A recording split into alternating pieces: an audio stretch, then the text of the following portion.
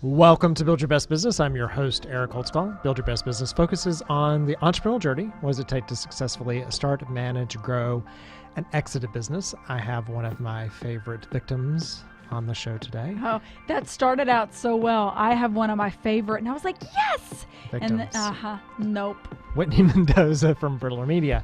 And one of the reasons I thought I would have Whitney on is I showed up this morning for their studio and they moved. Like they've moved. They were in how many square feet?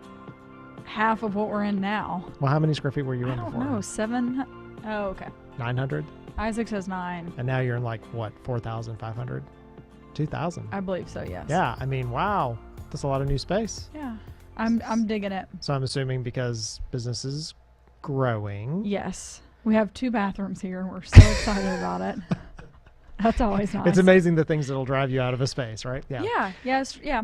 So tell me about, so that means business has been good. You had to expand your space, or you just decided that, you and Isaac both needed 1,000 square feet apiece. Yeah, but combination of both. Business has been good. We brought on, we have now 3 team members. Oh, wow. In addition to Isaac and myself and David. Actually, we have, we had 3 really when we started out, and it was like the core of the team. And then we've brought on 3 additional team members. That's more accurate. So, I mean, the thing that you do, because you're building, social media for people, you're doing podcasts, and while it is a little bit of art, it's also a little bit of being, building process and predictability, and things have to happen. It's like the trains have to run on time. Yeah. Right. So how's that going? Well, it's funny because you and I were talking before we started the podcast, and I know you're a big proponent of processes and the rule of 3 and things like that. And so I feel like there should be a differentiator there. Oh, wow. Okay. In the sense of like... So rule of 3 is if you do something more than 3 times, if it takes more than 3 steps, or it requires more than 3 people, you should write it down and turn it into a process. Yes. But you think there's a differentiator there. Well, maybe more of a clarifier, because there's process and then there's effective process. Okay. So I agree with that. So, for example, I think we have some things that are written down, and part of it's the world that we're in, that it's constantly changing. So, in a sense, our processes probably change more often than, like an accounting business maybe, or a manufacturing, right? So, because you got to keep up with new trends and things like that. Yes, correct. So I think maybe that's part of the challenge, but I feel like we have some things that are written down, and then like as we go about executing them, I in my mind think like, if we inserted this step, it would probably be a little bit easier. But is that because something in the world changed, or because you realized you didn't write down the granularity of the step? Yes. Okay, because when you talk about process, I talk about the concept of being sure that you've gone all the way to the beginning and taken it all the way to the end. And we often like to start somewhere, not in the middle, but a few steps down. And my analogy is the making a peanut butter and jelly sandwich, which is kind of a weird one since I don't eat peanut butter. But, you'll start off and say, you take the peanut butter and you put it on one side and you put the jelly on the other. Where did the peanut butter come from? Like, how do you have jelly? Where did the bread come from? Yeah. Of the bread. Yeah, exactly. Yeah, you have to be very specific. The processes have to be very specific. Yeah. And you're an implementer mindset, right? I am very much. So that's a problem. So if you take the quiz on my website about what your style is, visionaries are not about the details at all. In fact, they just think the peanut butter and jelly sandwich magically appeared.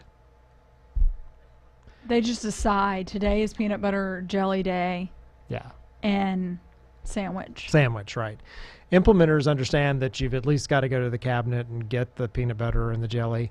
Operators often want to know what store the peanut butter came from, how much the peanut butter cost, if there was a better choice of peanut butter. Like, they're very much into the details and the finite. So having those individuals, and the problem you have running your own business is if you're surrounded by operators, you're the boss.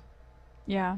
And so you've put the processes together, you know it better than they do. You know, it may be their first job, or it may not be, they may be new to the job.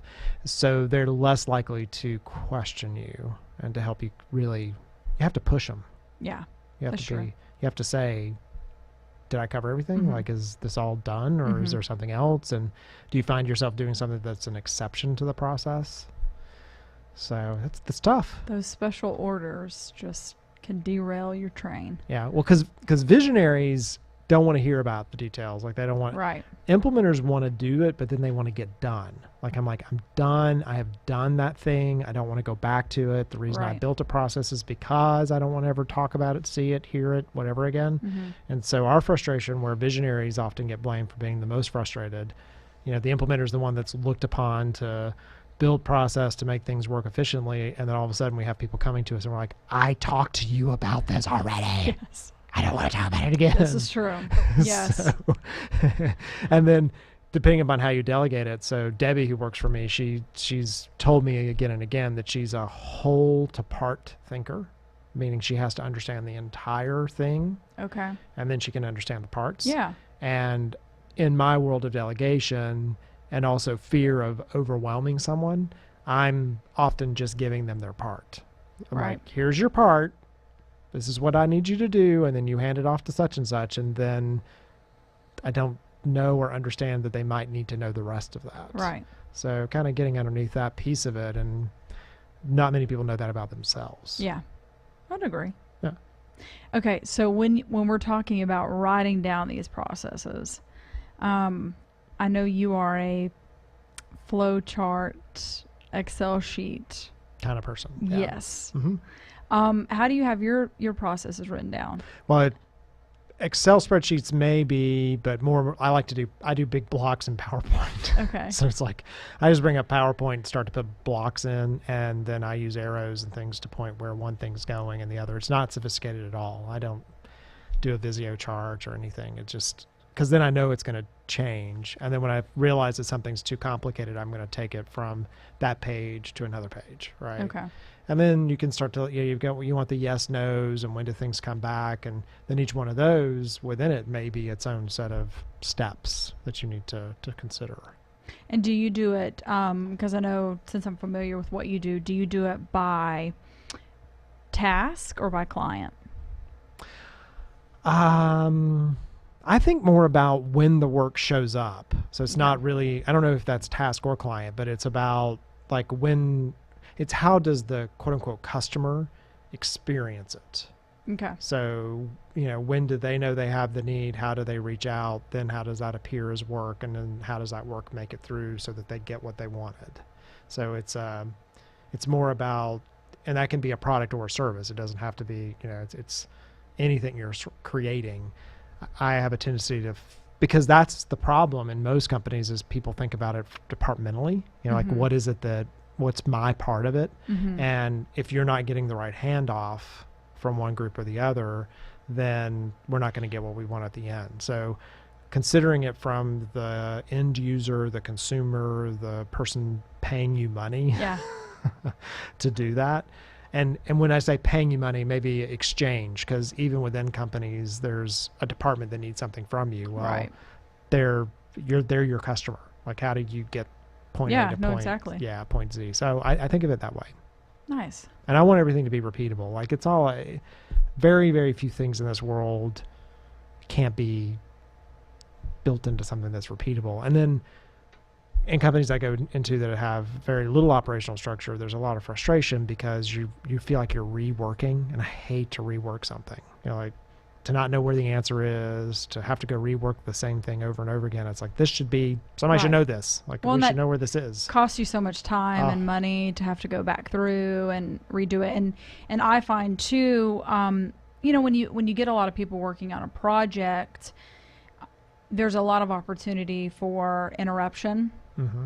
And now for me personally, and I feel like there are probably a lot of people out there who are like this, where if I'm in the flow, I'm in the flow. Yeah. And if you ask me a question, hey, where is this? It's going to totally throw me off. And I can stop and answer your question, but it's going to take me another 15 to 20 minutes to get back into what I was doing. And that's a time suck, for me personally. is getting my brain to shift between potentially answering this question versus getting something done. And I've heard stats on that, and I'm not typically built that way. So I should have probably been an emergency room doctor. Like I am ADD, stuff comes in. That's why I love Slack, because stuff's coming across different channels and I'm going through and addressing each one of them. Just I know you do. No issues with it. It's a skill. Rather get rid of it. Yeah. I tell people, if you haven't heard from me in 24 hours, I did not get the email. I did not see the Slack. I did not read the text, because I do not let things sit. Yeah. Or something's bad, wrong. Right. Or I'm really, truly considering it. But often it's just that, because I want to take care of it and I want it to move. I want it out. Yeah. Like it's not going to linger where other people let things linger. Right. And then when you let it linger, like I forget that it was even there, unless I've put it in the right place. There are other people, most people I think, get into that. And writing is the one thing where I have to sort of separate myself if I want something that's going to be good. And I always want my writing to be good. That's the one thing that I will notice is a problem from an interruption perspective. But there are a lot of studies out there that say, like, every time you're interrupted, it takes 10 minutes to get back in to the flow. Yeah. So it's a huge deal. So they have all these systems that let you block everything off. And they don't, I listen to music while the Slack's going on and I'm doing a PowerPoint all at once. And so you're not a time blocker? Not at all. No. No, in fact, I think time blocking has a tendency to make me procrastinate more. Interesting. It's like, I've got these 3 hours to work on this one thing. And then I'm like the last 20 minutes going, okay, let's cram that baby in. So it's much better for it to just kind of, and you gotta understand your style and understand people's style is different. Yeah. I agree. Cause again, everyone kind of works differently. I mean, even the, two that I'll deem them the creators on our team. It's funny because I don't want to call them the doers, but I guess probably our other implementers on the team and then the visionaries on the team. Like the implementers, we're up at 8 a.m. We're getting it done. And our visionaries are night owls. Yeah. That's where they find their inspiration, and you cannot force that creativity to happen. I owe lots and lots and lots of designers from my previous life huge apologies, because now that I've gotten into the writing, which I feel like is my most creative thing, and it just comes when it comes. Yeah. And I know that I would stand over their desk. We have a presentation tomorrow at 12. I don't understand. Just be creative. And they're like, that is not how this works. Yeah. I'm like, it's got to work this way. I can't just turn it on. Right. It's true. So what's that flow? All right, we're going to go to a commercial break. And when we get back, we're going to talk a little bit more about the kind of process building, process improvement part, because really everything is a process. Marketing is a process. Sales is a process. The whole company is a process. And anyone who tells you that it's not, that it's magic, that what they do can't be described is lying to your face. We'll be back in just a second. You're listening to Build Your Best Business. I'm your host, Eric Holtzclaw, talking today with Whitney Mendoza, the queen of social media from Briller Media.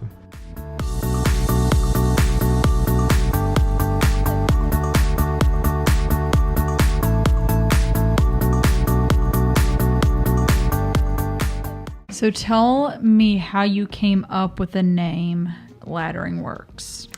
So it's tied into several things. It has several meanings. So Laddering is the name of the book that I had that came out in 2013, and I'm working on 2 more books in that series. So the first book was about how to find customers and how to create marketing messages. I'm working on one around building teams and then also being a good leader. So how do you run your business effectively, those kind of things. Nice. In that book, I teach you that you need to understand why. And we need to understand why very deeply. So you're asking that question multiple times to understand what your customer wants and how they're buying from you. So with laddering, we're helping you scale up. So we're laddering your company up to the next level by deeply understanding what's not working in the company. So what operational structures are missing? What are you not doing on the marketing side? And so we apply the techniques that I talk about in that book, and we ladder your company up. And the interesting thing about laddering is you think about moving up. Well, we actually have to go deep. We have to look up underneath the covers. We have to understand why the structure is not there before we can take you up to that next level. So it plays off a couple of ways, but it's based on that technique.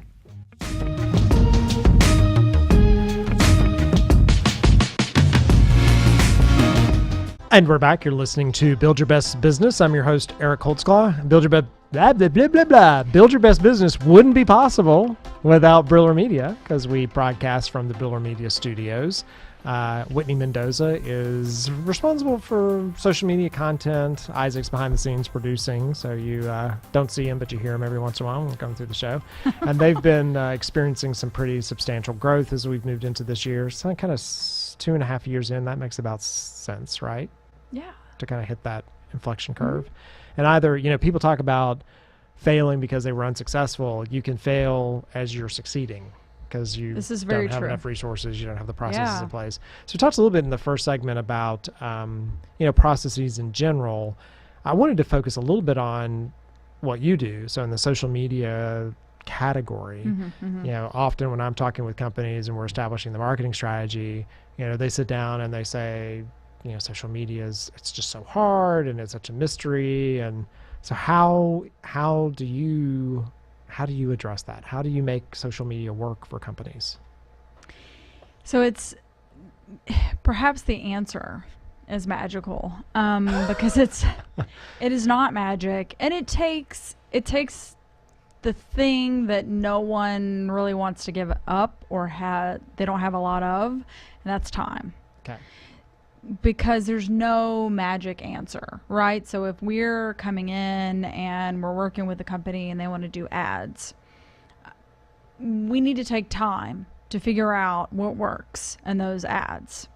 So something that I love that you say is figure out what works organically and then put money behind that, where I think a lot of companies are guided to do it the opposite way, when they're just kind of throwing money at some things and they're not quite sure what's working and what's not. It takes time to figure out, when are your customers online? What do they like? Do they like to read more? Do they like to watch more? What are their interests, right? Because like when you get into Facebook and things like that, you can target based on interests and zip codes and where they live. And now you can even target, are they on an iPhone? Are they on an Android? So it takes time to figure all of that out. And a little secret for you is the companies that you're paying to promote your social media, that's how they make money. So the way that they're telling you if something was successful or not might have a little taste of bias in it. So if you start to boost something and think it's working great, that may or may not be true. Right, exactly. You want to see what works organically. Like, what do people like? What messages work? And then put some money behind it, because you can't do a litmus test, because you don't know if one of the social media platforms is telling you, oh, this was a great boost, you should do this again, because we'd like another $15, $20, $25 from you, right? Yeah. And the second part of the magic is, again, going back to that change, where what worked yesterday isn't necessarily going to work today. So you and I have talked before about back in the day, year ago. Yeah, it's true. Everyone was very share articles, and you didn't have to share a picture with something. And you'll see that in your time hop, right? Yes. Like sometimes it'll come up and you're like, I shared that as a status. And it's like 3 sentences. Right. And that doesn't no picture, work. Yeah. Exactly. Right. It doesn't work today. Yeah. You've got to have video, you've got to have visuals. We want to see something. So if you're still operating based on what you did in 2010 or 2011, you're not going to see good results. Well, and I see that. I see people who, sort of, they misconstrue something for actual activity. But the bigger problem is that they just don't know what to do with social media, and they feel like it's this, I need to get in tonight and do some tweeting, or I need to post something. And there's a process you follow, just like you would, if you were going to do direct mail and send out a bunch of direct mail pieces, you'd have to create the direct mail piece, get it stamped, make sure the addresses are on it. It's the fact that you can just pull up your machine and start doing some of those things that makes it feel like in some way it should be simpler and less thought out. Right. Yeah. And you have to have that process in place, also to make sure you're not too heavy in one area. Right. So like something that we'll do is when we go through and we plan out what's going out for the week, we take a look at all the different pieces. So for example, you will not see us posting 5 articles in a row. It's not going to happen. We're going to make sure it's a blog, a video, a graphic, another video, so that we space them out. And if you don't have that plan, you're likely going to be sharing too much of one thing or the exact same thing.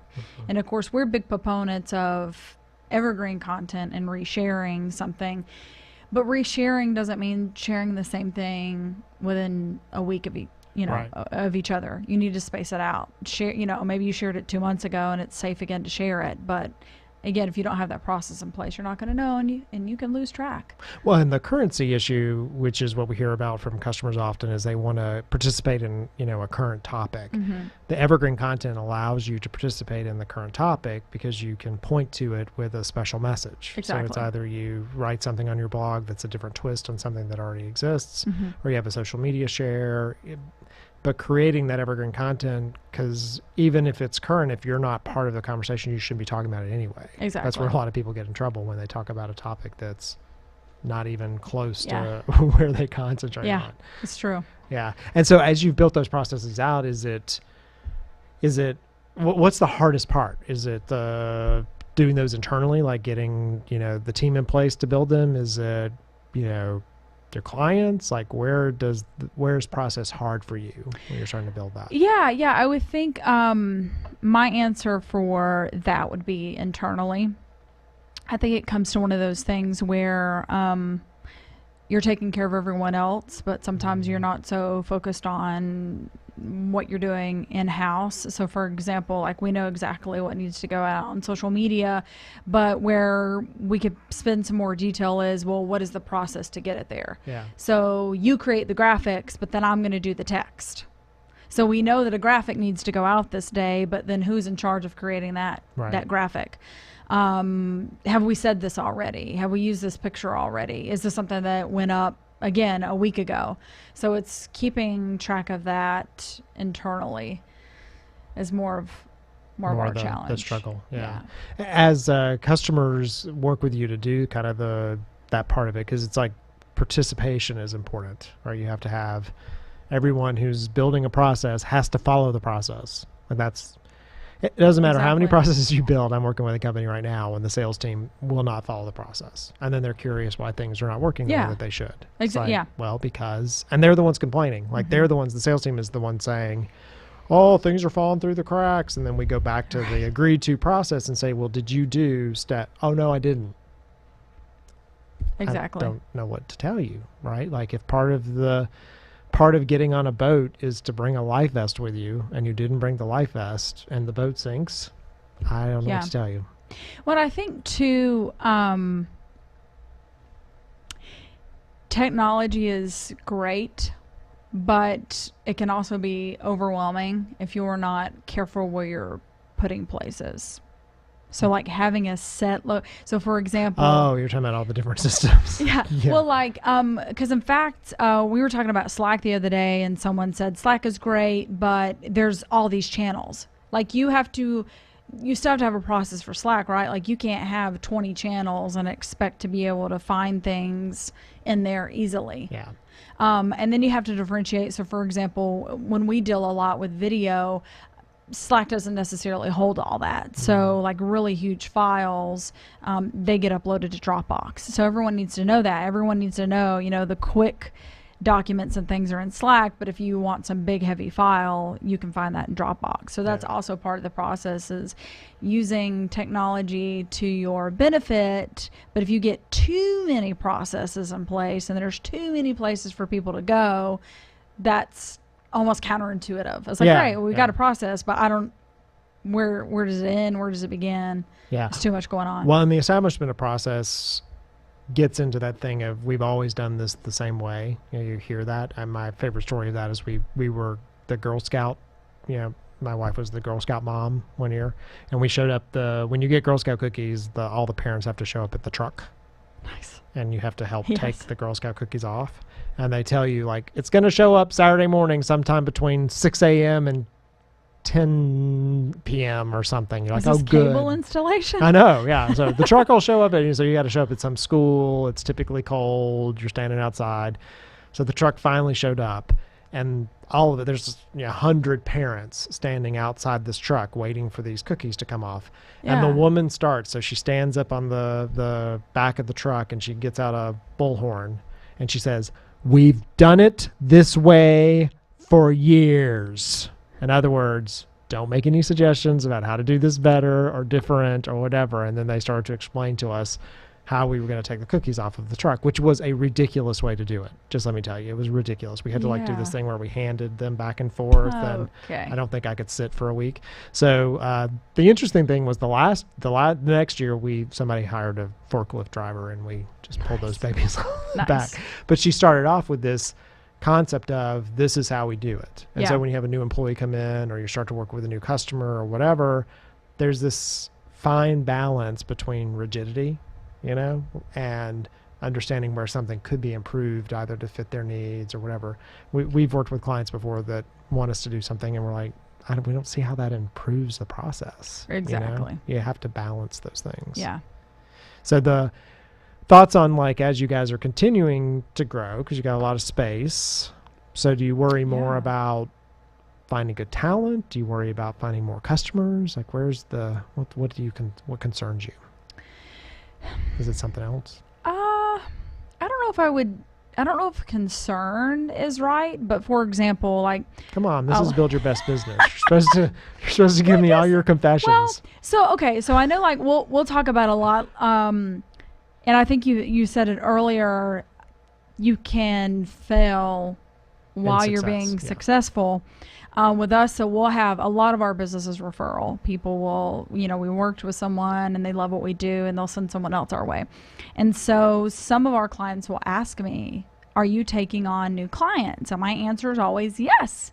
I will find another team member to hire. We'll bring someone on. I'm not going to say no, we're not accepting new. You should almost never say no. Yes. So the concern with that is, and I've had I've found some really awesome team members. So I hope that continues on. That, like, everyone I hire, you do hire well, yes, is going to be awesome. So that's the challenge. It's not really fighting on clients or bringing them on, but the capacity and to be able to find and bring on amazing team members. Because that was one of those scariest steps for me in our business, was when we brought on the very first employee. And was it because you were a control freak? Probably. I mean, it could be control freak. I knew Isaac was going to chime in on that one. Yeah, but I also, and not to sound cheesy, I have a high standard for excellence. I'm pretty hard on myself to make sure that things get done and they get done well. I don't just accept good enough. Right. And so I'm hard on others in that way. And I know that about myself. Yeah. Well, acceptance or admitting your... It's the first step, right? Yeah. Admitting your insanities. I don't know. Does anybody ever get past the first step? I don't know. If you do, let us know. Yeah. Because there's 12 of them. Only hear the first. So admitting that you have a problem.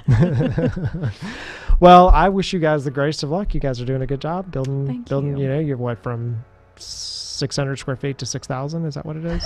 Not quite yet, but you'll own the building soon. Working on it. Awesome. Yeah. Well, you've been listening to Build Your Best Business. I'm your host, Eric Holtzclaw. I've been joined today by Whitney Mendoza with Briller Media. If you're looking for someone to help you with your social media, creating your content, or if you want your own podcast, you should reach out to them.